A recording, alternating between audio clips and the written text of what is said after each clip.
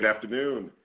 I want to welcome you to Actionable Assessment, the ESSA Act, the top 5 things you need to know as we transition from one act to another. My name is Ken Williams. It's a real pleasure to be here and serve you for just under the next hour. I'm a former classroom teacher, assistant principal, school principal, and now I travel all over North America. And when people ask me what I do, I help schools with their posters and really work to have schools walk their talk. And it's all based on my own experiences as an educator, and I'm looking forward to serving you this afternoon. Just a couple of things. Some of the content that I will present is based on my book, Starting a Movement. I've co-authored with Tom Herc, who is out of Vancouver, Canada. My company is Unfold the Soul, and I can be reached. I'll give you my contact information later, but Unfold the Soul is my company through which I consult, train, keynote, conduct webinars all over the U.S. and Canada. I'd also like to share my Twitter handle. It is @UnfoldTheSoul, and would invite you to follow me. I follow back. Just give me a little time to pull things together. And more than to kind of set up our time together, more than breaking down the act itself, I really want to provide some reminders that, in my opinion, stay constant. You know, even with all the flaws and revisions that were required with NCLB,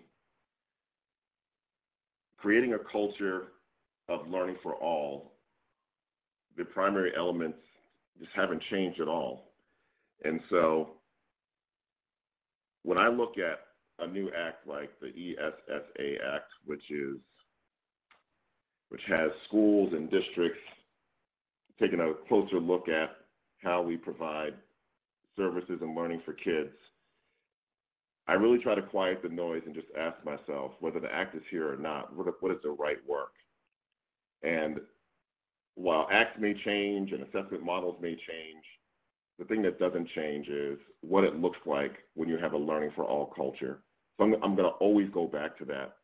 And as you work with schools and work in schools regarding this new act, it's really important that we combine the structure of this model with the culture of a learning for all. And the culture of a learning for all just remains constant. And to kind of get at what a learning for all culture, how it begins or how the discussion begins, I'm going to engage you in a quick poll. I'm going to engage you in a quick poll. I'm going to ask you to answer in the chat box on your screen. And wait for me to give you directions before you start answering this question. Here's the question for you, something just to kind of create some food for thought and to frame our work. And the question is this: what do you want school to provide your child? Now, here are the stipulations. I want you to answer this question in one sentence. One sentence, not a run-on sentence, not a sentence with a bunch of ellipses, with the 3 dots that just keep going on and on and on. One sentence. And I know I'm pressing you for time here, but I want to, in one sentence, what do you want school to provide your child?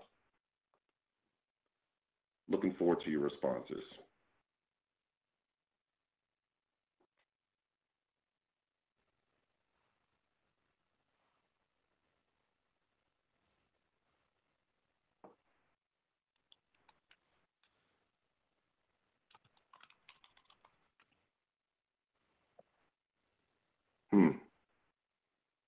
Thanks, Christine, and Shannon, and Mike, Karen,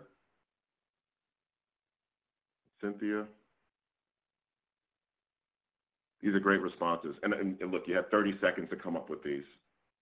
Jenny, thank you for your response as well. Positive learning engagement environment supports. So here's what I want you to think about moving forward.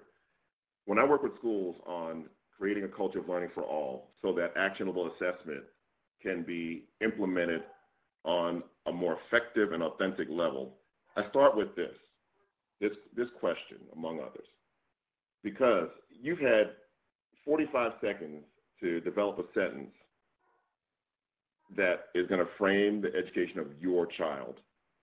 And yet in schools, we can argue for months, for weeks upon weeks, hours upon hours, months upon months about what's good for other people's children.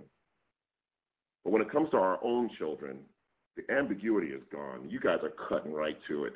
I mean, and personally, as a school leader, I could build a school around just about any of these mantras and really make it actionable. So the question is, here's what I want you to think about. All these responses, as I'm looking at them, just glancing at them, they really underscore learning for all. Soft floors, high ceilings, and opportunities for all kids to discover their passions, a love for learning, all those things. And so as you're working with schools and districts, I want you to keep in mind this question. Shouldn't what we want for our own kids be the school we seek to build on a daily basis for other people's children? For other people's children. And so that's what I want you to think about in terms of this culture of learning for all. So the first thing I want to tell you about a culture of learning for all is that I take it very seriously and very literally.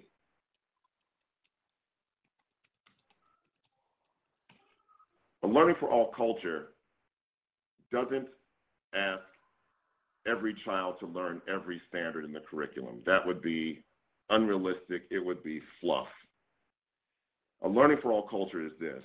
It's when every student, a school works to have every student master the most essential elements of every content area, the essential elements. And so I'm going to come back to that several times. And here's what I want you to think about. I'm trying to come up with another word for essential. I really am. I'm not trying to add any more acronyms or vocabulary to our profession. We've got enough. But this essential thing has been homogenized to the point where it means this. When I say to a school, you got to focus on essentials.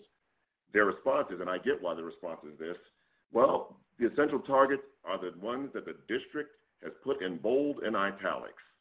And that's how that's what we've done to essential learning targets. So when I say essential, I mean just this. When I work at audiences, I ask the question, identify an important body part versus an essential body part. And so often an important body part they'll name as an arm. An arm's important. I like my arm. I want my arm. But if I lost my arm and I were in an area where I can get some help, I can probably recover and live a productive life.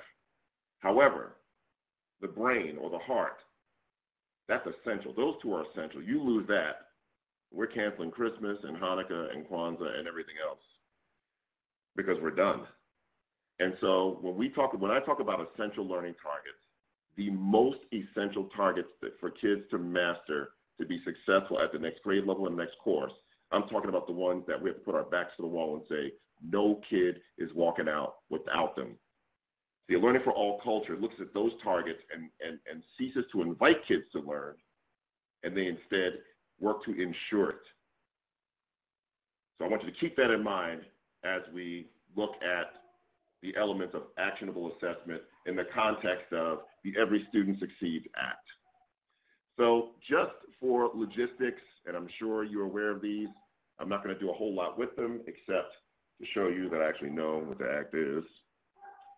Here are some of the elements of the Act. Now, these are the overall highlights.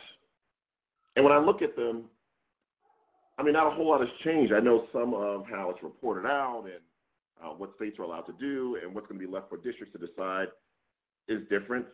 But overall, we're talking about the ideal of learning for all. And I've only got an hour here. Otherwise, I would get into our obsession with sorting, ranking, and selecting kids and how that flies in the face of learning for all, but that's not what we're here. We're here for actionable assessment. But I want you just to be aware of a couple of these highlights for the ESSA. Here's what I'd like you to do. In the chat box again, I'd love for you to look at this quote, "Culture eats structure for lunch." I adapted this quote from Peter Drucker, who is known as the father of organizational management. His quote was, I believe, "Culture eats strategy for breakfast, but I think structure and lunch roll off the tongue better." That's just my personal opinion. And what I'd like you to do is just give me a 1 or 2 sentence interpretation of that quote. Just what comes to mind. And when I say culture, I mean school culture. So culture eats structure for lunch. What are your thoughts when you see that quote?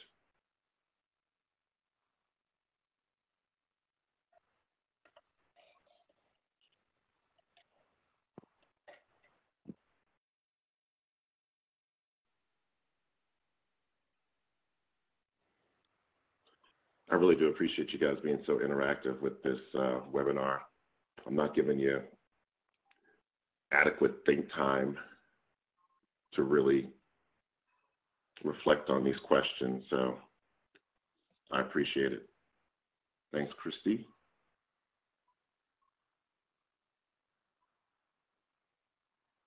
Scott? Okay. Wow, look at that. Someone at McGraw-Hill sent the participants the Cliffs notes or the Monarch notes. Somebody got a hold of Spark, because usually, okay, you guys can stop. You got it. You got it. Someone gave the answer key away before we got started, clearly, or I have just attracted the most intellectually gifted audience possible. But you got it. You got it. Culture can make or break structure, no matter how good the structure is. Culture overrides all. You got it. Culture eats structure for lunch. I ask audiences all the time. When you see something come down the pike in the district or the company, and you say to yourself, we're not ready for that, or here today and gone tomorrow, culture always overrides. And so my point with this is that we have to be sure to make culture ever present, because what we do in schools and in organizations that support schools is that we gravitate toward things that can be touched, measured, checked off, made copies of, printed and published, like acts and books and resources. And because that's easy, it's easier, it's tangible. We can put our hands on it, we can get our heads wrapped around it. And so I'm just going to, because, even though you understand the definitions clearly, I'm just going to talk about a formal definition. Before Rick DeFore shared this definition with me, I used to define school culture as, I'm not sure how to define it, but I know it 5 minutes after walking onto your campus. But here it is, the assumptions, beliefs, values, and habits that constitute the norm and guide the work. That's really the assumptions, beliefs, values, and habits. And school structures, are defined as the policies, procedures, rules, and hierarchical relationships within the school. All right, so we've got the policy, we've got the beliefs, assumptions, habits, and values, along with the policies, procedures, rules, and hierarchical relationships. Is one more important than the other? No. You've got to have both. If you've got all culture and no structure, you may be following a leader who you believe has a great vision, a vision so large you can fit your vision inside it. You believe he or she has mapped out the steps to move from point A to point Z, but then you look around, they actually have no plan. Someone with great vision but no plan, that's going to breed frustration. And when you have all culture, all structures, and no culture, what you have is, on the best days, you have compliance. And that's what we have in most schools. Good team players who are professional, and they're coming and they're doing the work because they've been asked to do it. But they don't not necessarily know why they're doing it. So on the best day, you get compliance. On the worst case scenario, you get resentment. Resentment because we're being asked to do things and I'm not sure what the outcome is. So we have to have both. All right? So we're going to check for understanding very quickly. Check for understanding. I'm going to, first of all, you shouldn't read slides that people who can read unless you are going to take some dramatic license with the slide, and then it's okay to read. Okay, that last part I made up, but that's because I'm going to read the slide to you. I'm going to give you, I think, 4 quick scenarios. I'm going to ask you to decide whether it's culture or structure, and just type your response in the chat box. Let's check for understanding. Culture or structure. The Board of Education raises the graduation requirements for a high school diploma. Culture or structure. I feel like we're on a game show.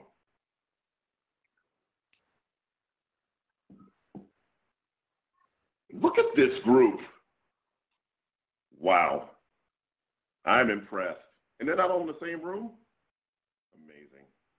Yes, absolutely, that would be a structure. Let's do the next one.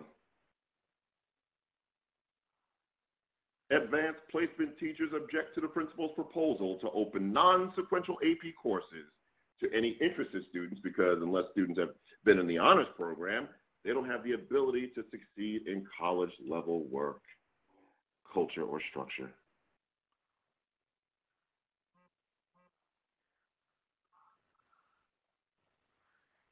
That's a little trickier there, yeah?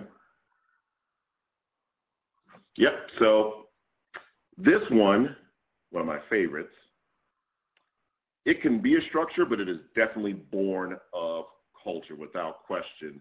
This is the old 10%er rule, you know, where we say, well, advanced placement courses are reserved for the top 10% of students.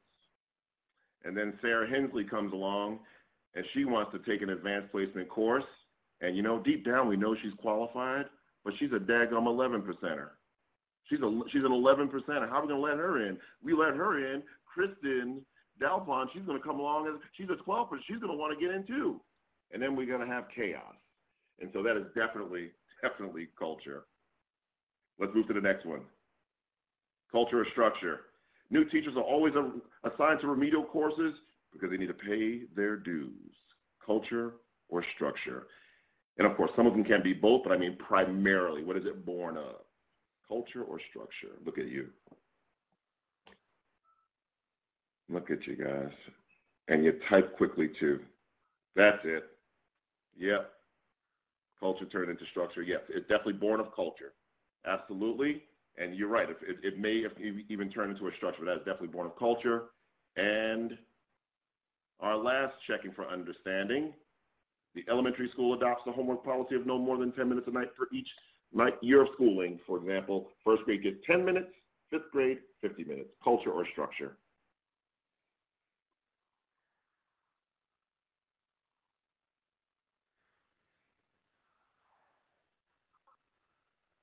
Yes, look at you.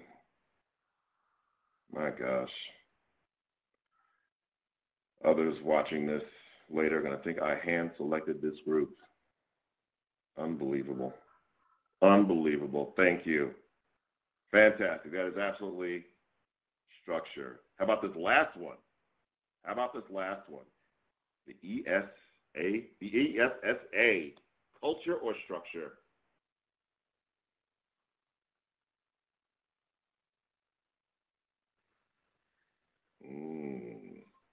Is that a trick question? Is Ken trying to trick us on this one? All right. I can tell you this. I'm sure a case can be made that has elements of both. However, I'm going to treat it as a structure and not assume that we have the right culture in place. That's it. This is Zicky. I like that. We have to make it culture. We have to make it culture. That's why we're here, Bobby. That's why we're here. Oh man, this is fabulous. Everybody, absolutely, we want to make this culture. So I've read some of the elements of it, and you know, so this is an editorial note.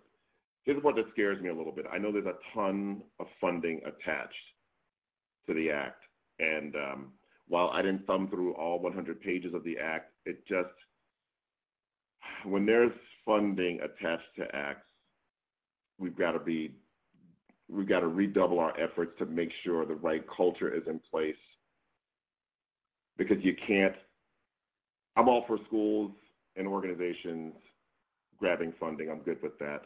But funding's not going to make our schools any more diverse. It's not going to change our grouping practices or the paradigms that got us to where we are. Funding is not going to change our belief systems about how learning occurs and how kids learn and who learns and what they look like and where they come from and how much money their parents make and don't make. It's not going to change that. Funding is not going to change it.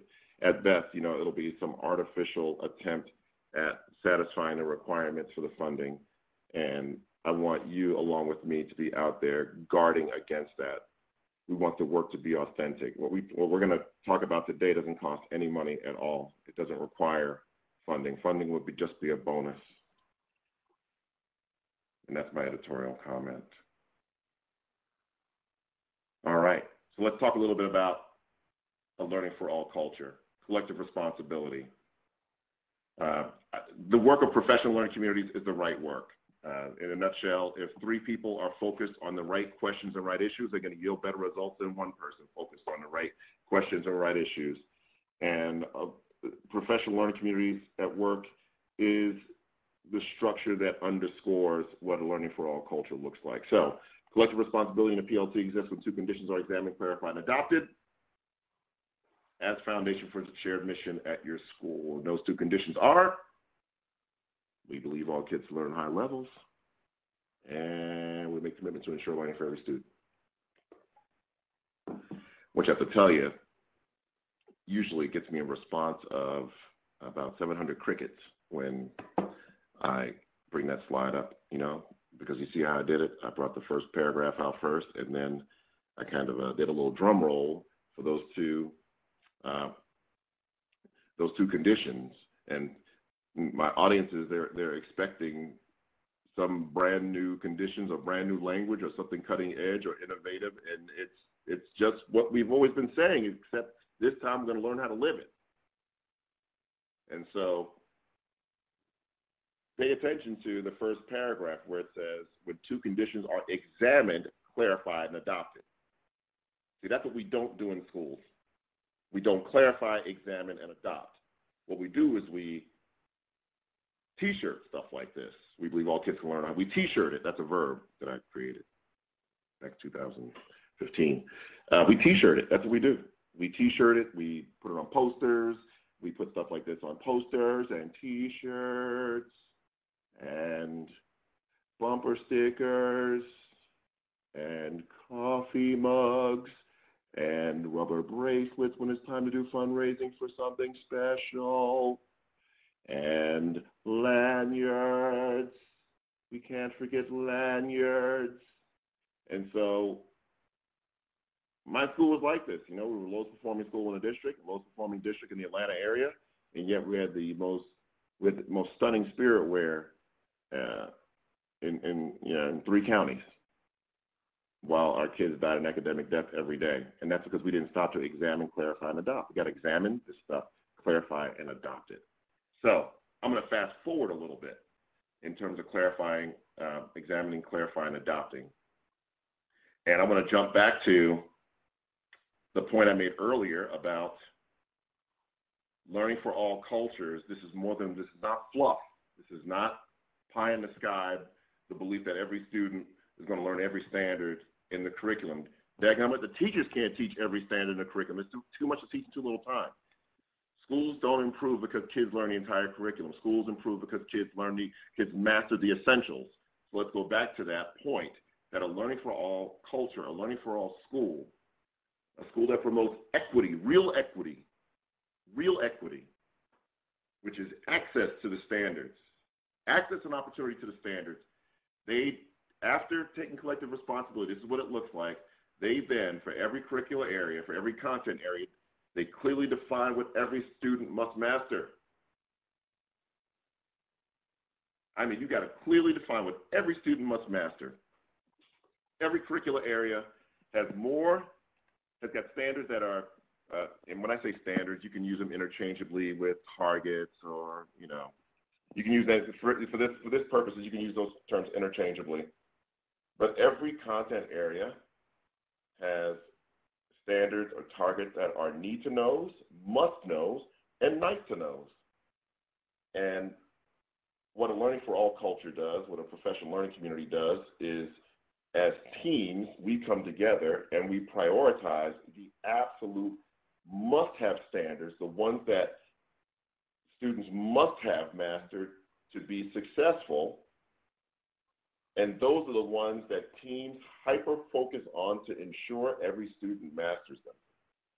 And so we've got to get clear on those. It's not a guessing game. We got to get beyond our favorite stuff to teach and our favorite projects, and make sure the projects are aligned with what's most essential. And if you've worked with me before, I call that the bar. That's what I refer to as the bar. And I know that's another term that's been used so many different times. I'm not talking about the bar in terms of raising the bar, because this bar is still, I'm here gesturing. I'm showing you my arm and how I'm holding it in a rigid way, even though you can't see me. So I'm not sure why I'm doing that. But it makes me, I feel like I'm communicating more clearly when I do. So just picture that. So I'm holding my arm, across my face, parallel to the ground, making a fist. That is the bar. My forearm is the bar. And the bar is made up of the most essential targets in every curricular area. Those are the targets that students must master for success in or at the next grade level, the next course, the high-stakes assessment as applicable, and skills and knowledge to succeed beyond the K-12 system. And so if you look at those four criterion, we're really talking about creating the ideal profile of a student walking out of our course or content area, the ideal student. And so once we deem these targets as essential, then we are then relieved of the albatross that burdens us in schools across North America, and that is judgment. And it's just been a part of our paradigm in schools. The bar removes judgment, you see, because if we call them essential, then we don't stop to think, well, who can learn it and who can't learn it? That's not even the question. The question is, how do we get them there? Because they must learn it, because it's essential. It's as if we go back to the example of the body parts. If our group was in charge of giving out brains to human beings, and we, and I know this is not a great visual example, but we come across someone who needs a brain, but they live in the hood. And do we stop and ask, do they deserve a brain? Or, they may speak a language that is the English language that may not be their native tongue. Do we stop and ask? We may discover that the parents' income is below the poverty line. Do we stop and ask whether or not they get a brain? No. We just figure out how to get them there, how to get it to them. And that's the beauty of the bar, because the bar removes judgment. Judgment's going to kill us. Trying to figure out who can and who can't, that's not our business. And again, I only have an hour today, so I can't get into that, but I want to. Man, I want to. That's none of our business. A kid's potential is none of our business. It's not. Our business is to create the bar. It's to create the bar. And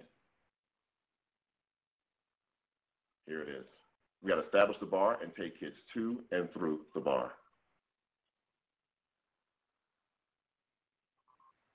All right. So I hope I'm pronouncing your name right. Ziki asked, are these learning outcomes that are tested, however, until there's alignment, confusion?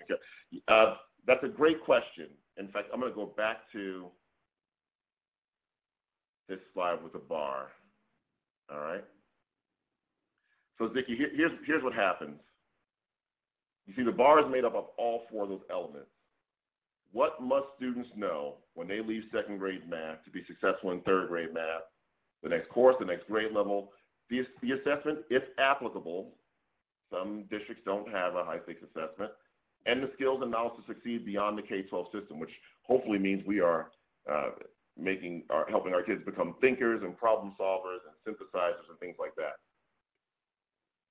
I emphasize those four elements, and I know these are adapted from Madison Buffum and their work with simplifying RTI, because if we don't clarify these four areas, what we're going to do as educators is gravitate toward the test as the single and sole arbiter of what kids must know and be able to do. And there are two problems with that.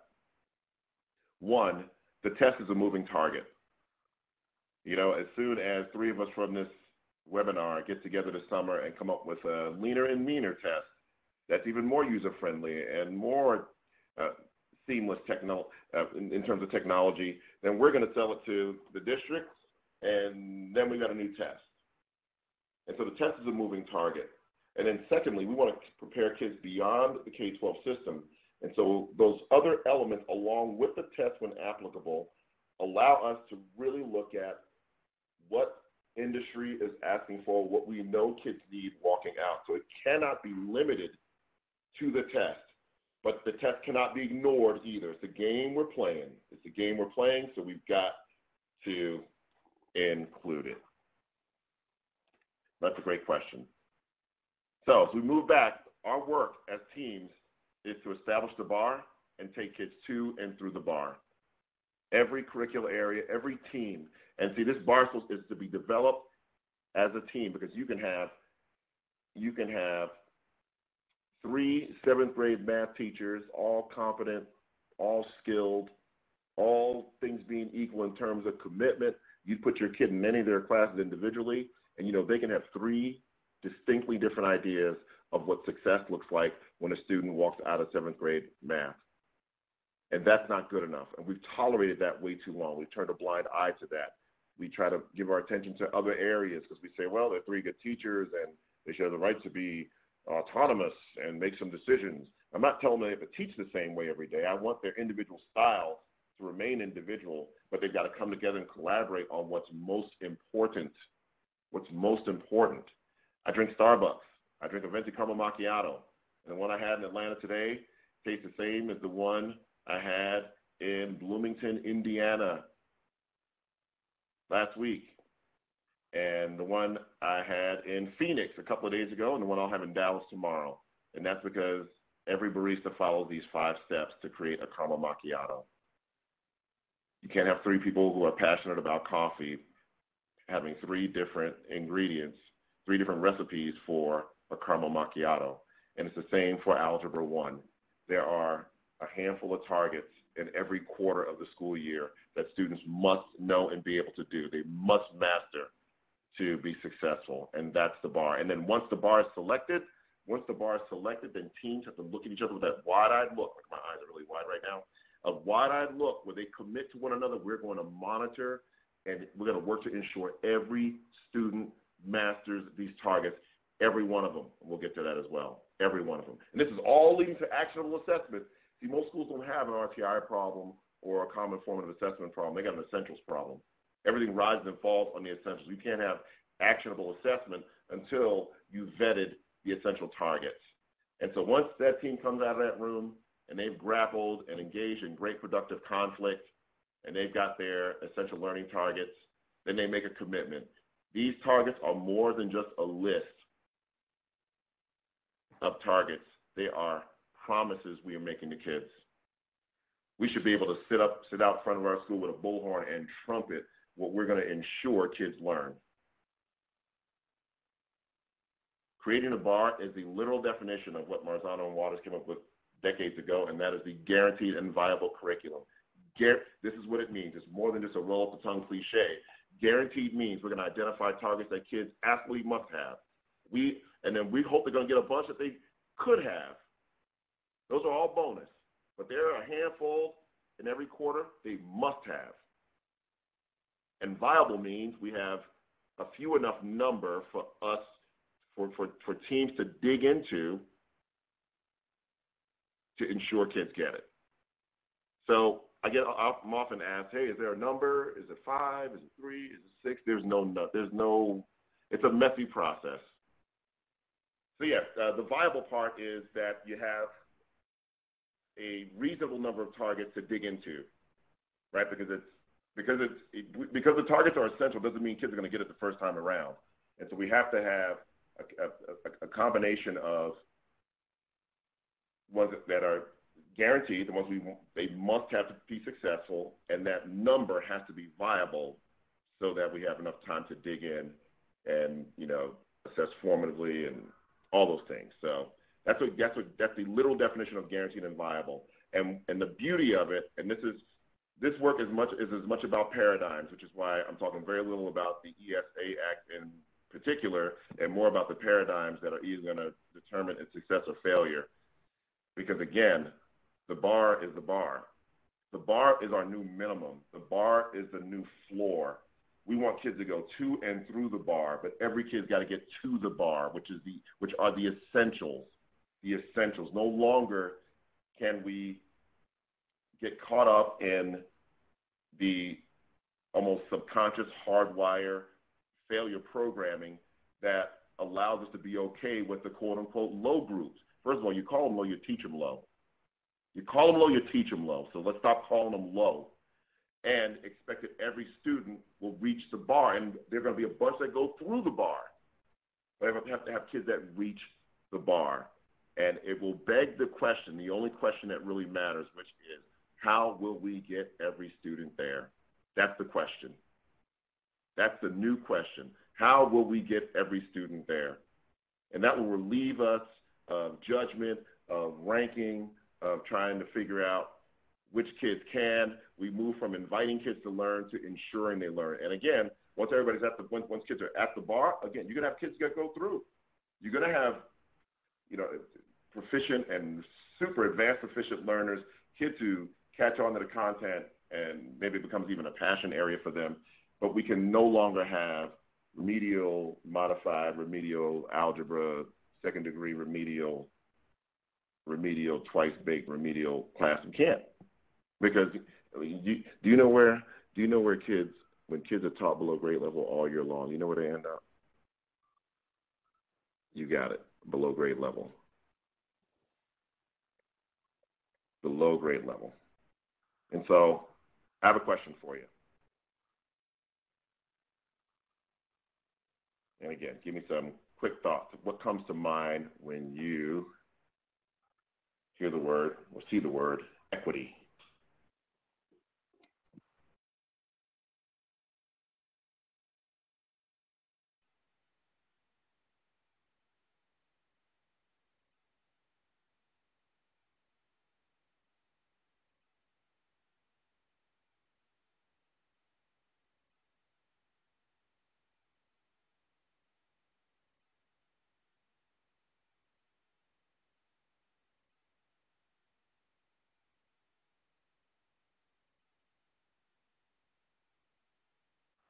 Awesome.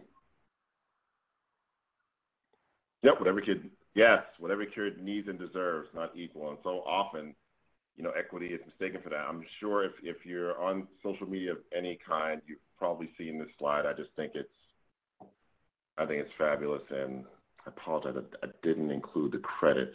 But I mean, it's all over the place. But take a look at equality versus equity.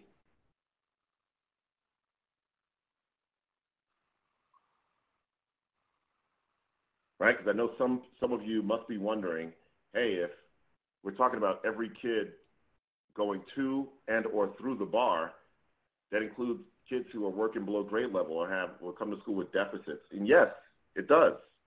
And so for those students that come with disadvantages, we have to scaffold for them. Students with IEPs, we have to scaffold for them. What happened that the IEP has become almost like a sigh of relief instead of the bridge that stands between the student and the standard? I don't understand that. I don't know when that happened, but it has happened. And the shame of it is we got some of the most talented educators in the world serving our kids with special needs, but our systems are set up so often where they can't be offered the service, and so often our cultures are set up not believe that students with IEPs can perform like everybody else. And so we lower the bar.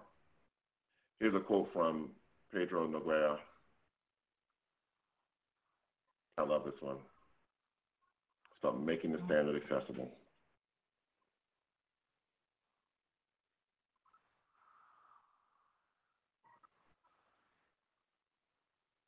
And here's just another editorial note to think about as we're about to delve a little bit into what all means. And I want you to keep Helen Keller in mind. Helen Keller lived most of her life blind and deaf, went on to become one of the most foremost thought leaders on the world stage, and was an amazing activist for most of her life. Also, I believe she was the first blind and deaf person to receive a bachelor's degree, one of the first, if not the first. And I sent out a tweet about 3 weeks ago that said, I think Helen Keller was fortunate to have been born in the 19th century and not the 21st century. And it breaks my heart to think that way, but I do, because I'm guessing Helen Keller would qualify for services in our schools today. And yet I wonder if, with the supports given, if she would emerge, if she could emerge as a thought leader on the world stage and an activist on the world stage, because of what so often we've talked ourselves into believing, which is that students with IEPs cannot perform at or above grade level.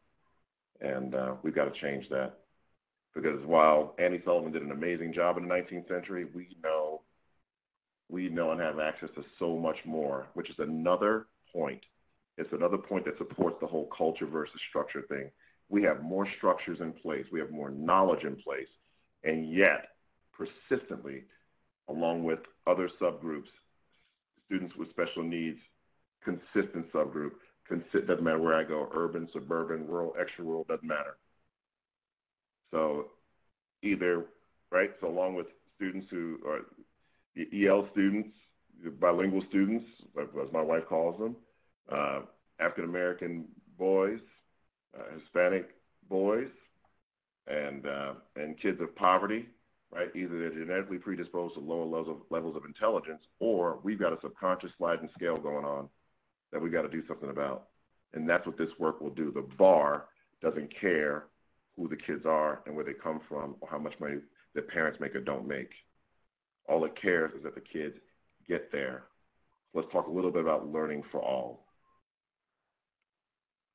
All right, so the first principle of one of the primary principles of actionable assessment is to be sure that we have selected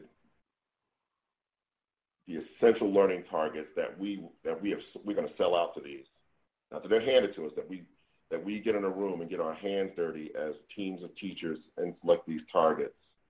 All right, and then again, we go back to learning for all. I told you from the very beginning, this is not a cliche. This is not that I put on a polo shirt. I work to have schools live this, and which means we got to define. We got to talk a little more about all. All right. So once teams of teachers have determined what every student needs to learn, the second principle is all students must have access to grade level standards. I'm going to have a moment of silence while some folks fall out and pick themselves back up off the floor when I say that. All students must have access to essential standards. They're essential. How can they not? Yes, all of them. All of them. And that's the elephant in the room. All of them. All the kids have to have that. All of them. Like, when I say all of them, the one you're thinking about when I say all of them, him too. Him too. That's the elephant in the room. So let's define all. So one of the things what Tom and I do in our book is we really try to take some of the inspirational and aspirational language in education and really give teeth to it, give meaning to it. And this is one of them. Like when we say all means all, well, here's what all means. Let's define all. All means any student expected to be a financially independent, productive member of our society is all. They fall under all of them, all. There's a tiny percentage of students who are going to need assistance for the rest of their lives. And they have goals as well. But in this context of essential learning targets, all means all of them. If they're expected to hold down a job, all. Go to school, all. Use an ATM card, all. Pay a bill, all. Join the military, all. Attend college, all. All of them. Which means it's going to affect some of our paradigms. See, I'm going to talk a lot more about paradigms than I am about the ESSA Act, because the Act, to me, it's a logistical play. It tells us, who's responsible for this and that. But no one needs to tell us that all kids should be expected to learn at high levels. I don't need an act to tell me that. I don't need an act to tell me that. I don't need an act to tell me that we've got to really work to eradicate subgroups and that it's mental. It's not, there's no funding that's going to get rid of that unless our thinking changes, unless the way we do business changes, unless we move from this judgmental sorting and selecting of students to a bar that does not care where the kids come from. That's the only way the paradigms are going to change. And so when I say all kids have to have access to grade level standards, here's what I mean. It's going to mess with schools' grouping practices. Right? No longer are we going to be able to simply sort and select and make 3 groups of high, medium, and low and think it's going to be okay. Stack, I don't care what name you give them. I don't care if you call them the tulips, the daggum dandelion, the Harry Potter, I don't care what you call them. Kids know when you dumb it down. And we do a disservice to them. And we set them up behind the 8 ball. And so, as my colleague Mike Mattos says, you can't pull kids out of reading and catch them up in reading. It doesn't work. You can't pull kids out of core to catch them up in core. It doesn't work. You can't pull kids out of math to catch them up in math. It doesn't work. I don't care who's teaching them. I don't care who's coming to pick them up. I don't care if Ms. Nancy's your best teacher and teacher of the year 3 times in a row. It doesn't matter. You cannot. Yeah, access means they are part of the group. Yeah, great question, Vicki. Access, when I say access, I don't mean exposure now. I don't mean like they get to sit and kind of hear you say it. I'm talking about it's essential. They are expected to master. We're expected to scaffold. We're expected to provide the support to ensure that kids master the essential standards that are necessary to move on to the next grade level, the next course, be successful in the high 6 assessment, and success beyond the K-12 system. It's that simple. So no, I'm not sure if we're thinking the same way, Ziki, then in terms of access, just like exposure, like people used to say, hey, we'll just expose them. We'll just prop them up in the classroom and let them just hear what's going on. No. And so teams, if it's a 4th grade team of teachers, their new short-term sense of urgency, interdependent, SMART goal is to ensure that 100% of their students master these 5 math targets by the end of the quarter. And you're going to have students in there who have IEPs. You have students in there you wish had IEPs, and they all must master the target. That's the bar. That is the bar. And so I have a little clip from the show that should have lasted longer, but it didn't. Freaks and Geeks. Let's check it out. It's James Franco. What do you think? I want to be terrible at school? You think I like it? I wish I was as smart as you. I wish it all came easy to me. But it doesn't. No, when I was in 6th grade, they told us when we got to junior high, we'd be either in track 1, track 2, or track 3. Track 1's the smart kids. Track 2's the normal kids. Track 3 is the dumb kids. And what do you think I got? How do you think it feels to be told you're dumb when you're 11 years old?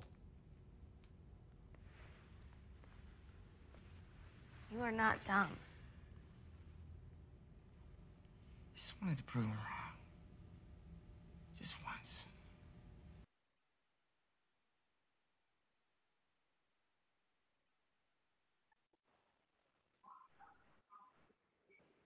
That's a great clip. Ziki asked where the title folks fit in if it's not taken from any core. Well, here's the thing. We got to figure that part out. Here's the principle we have to stand on. I mean, all students must receive core. Any intervention is not intervention unless it's above and beyond what all kids get, and all kids get core. All kids have access to core. They must have access to core. And once their gap is identified, then we have to figure out how to adjust time and support to make it happen. And listen, it's a matter of will. It's a matter of will. I'm not talking about you personally, of course, but it's a matter of will. It's a matter of upsetting the schedule, of putting adult comfort second, perhaps, of changing some things that have always been in place, of changing paradigms where we had people pulling kids out of core. We can't pull them out of core. All kids get core. And then if they need extra, we've got to rearrange time and support, which should be flexible. You know, I'm amazed. I go all over the nation and in Canada. You should see when it's time to do a state pep rally or to send the football team off to the county championship or to make time for some cultural arts assembly that we forgot was on the schedule and they just showed up at the door. You should see how quickly schools can turn the schedule up on its ear without any trouble. I'm telling you, it's amazing. They will turn that schedule up on its ear and make it happen. Everyone taking on extra responsibilities and doing things that are outside their role definition. It is amazing. But when I talk about this kind of stuff, then it's, well, our schedule won't allow it. Our schedule won't allow it. So that's just something to think about. But when you think about it logically, it just cannot, intervention has to be above and beyond. Any extra help, if title folks provide extra help, it's got to be above and beyond core. And maybe they can provide help by plugging in. I'm not sure. But those are the things to think about. Now, let's talk a little bit about assessment. Whoa, I got 7 minutes. Let's talk about assessment. I've got a question for you. I need you to answer this question quickly in the box. Let's say I was at your school, site, organization, company, department, and I was doing a all-day workshop. And at lunchtime, before I dismiss you for lunch, I do a quick formative assessment in the form of an exit card. Now, you don't need to answer this question, all right? But this is just an example. Let's say I gave you this question on the screen, and I asked you to answer it in an index card. All right, so the 4 requirements, which, you know, I've been repeating all day, you know, the students' essential targets for success at the next grade level, the next course, the assessment, and the K-12 system, right? So I hand everybody a card, and I stand at the door. You answer the questions as best you can, and on your way out to lunch for an hour, you hand me your cards. My question for you is this. During lunch, I'm going to flip through these cards because this is a pretty quick assessment.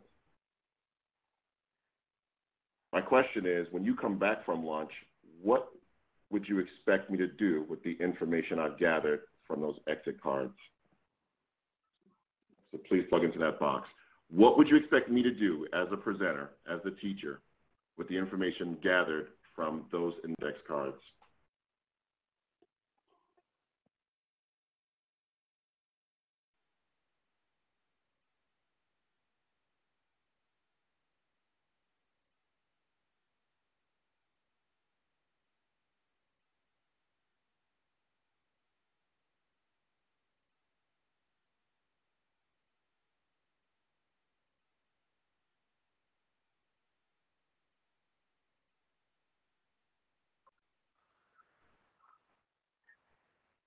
All right.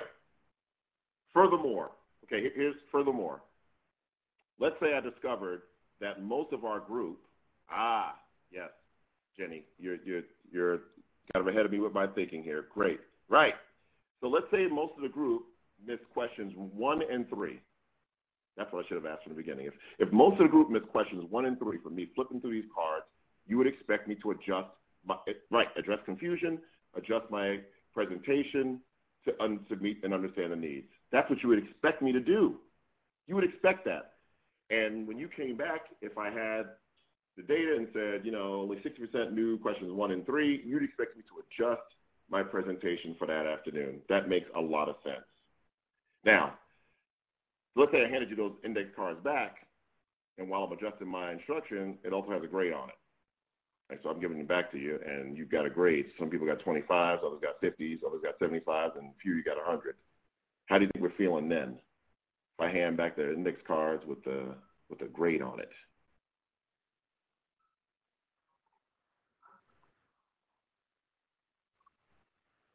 Pop that in the box, will you? Yep, sorted, selected, duped, all those things. And that's because you probably made the assumption that when I go to leveled, that when you go to lunch, exactly, I keep responding like we're talking here. When you go to lunch, then I'm going to adjust my instruction. And so one of the first principles of actionable assessment, especially formative assessment, is this. We got to stop grading everything that moves. You should see the morale when I hand back cards with grades on it, and I do it for illustrative purposes. And then here's another one, and I'm going to rush through this one. I not only hand them back with grades, I'll put a dot, a red, yellow, and blue dot, and I'll divide the room up into 3 sections and treat the 3 sections completely differently. It is the most sobering activity and tough to recover. But I want you to think about that as you help teachers embed in assessment. The common formative assessment, actionable assessment, is when it's instructionally actionable. Instructionally actionable. If we keep grading everything that moves, and yet we're telling kids, hey, I want you to take this assessment so that I have information, we're setting kids up for the 8 ball. And so I want you to think about that. All assessment is not graded assessment. Summative assessment is fine to take a grade then, but not with formative assessment. You'd be insulted if I took a grade and if I divided you up in 3 different groups. And I don't mean 3 different groups as in 3 different learning styles. I'm talking about I'm going to keep the pace of my speech the way it is for one group. I'm going to slow it down and make some pauses for the yellow group. And then for the red group, I just may give y'all something to color. Just something to color for the rest of the day. Like that. See, what I have to do is scaffold. I'm going to offer you that's exactly. There you go. And that's exactly what my goal is, Tara, is to put adults in student shoes. I do it with all sorts of examples. I know I'm up against it. McGraw-Hill's they're about to fire me. So let me wrap up with this. Okay, so this is the right work, all right? And I'm hoping that McGraw-Hill will make a way, and I'm sure they've mentioned it already, for you to access these slides in a PDF. I'm hoping so, and I don't have time to type the question, so I'm hoping so. And I'm not going to go into this because it's not as important for our purposes today, but I want you to have these last slides. I have a 7-step data protocol based on Bailey and Jacob's work. Oh, they're going to provide the recording to everyone. Groovy. So 7-step protocol. It's a beast because, listen, too many schools look at data. Look at data. We looked at the data. What are you doing with the data? Looking at data is no good unless it's instructionally actionable, and that's what this protocol will ensure. Teachers, naturally, because we've not had them do it for 100 years, don't want to look at each other's data. This protocol will ensure that it happens. All right. So I'm wrapping it up here. I love this quote, and then I'm done. Okay, I'm done. So give me one minute. I love this quote by Emil Durkheim. Memorials are sufficient, laws are unnecessary. Memorials are insufficient, laws are unenforceable. So I'm telling you, if we can get our paradigms together, ESSA and actionable assessment will be enforceable, will be sufficient. But if we don't get our heads wrapped around the paradigms that fly in the face of learning for all, ESSA, ESDA, ESFA, ESOA, and his cousin ESGA will not be enforceable because culture eats structure for lunch. I want to give you my contact information.